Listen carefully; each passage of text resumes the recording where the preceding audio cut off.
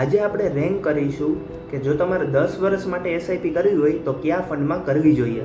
Number 5 પર છે Nippon India large cap fund. આમાં તમારું ઇન્વેસ્ટમેન્ટ ઇન્ડિયાની ટોપ 100 કંપનીઝમાં થાય છે, જે તમારા પોર્ટફોલિયોને સ્ટેબિલિટી આપે છે. 4th નંબર ઉપર છે Bandhan large and mid cap fund. આમાં ઇન્ડિયાની ટોપ લાર્જ અને મિડ કેપ કંપનીઝમાં તમારું ઇન્વેસ્ટમેન્ટ થાય છે. નંબર 3 પર છે એડલવાઇઝ મિડ કેપ ફંડ.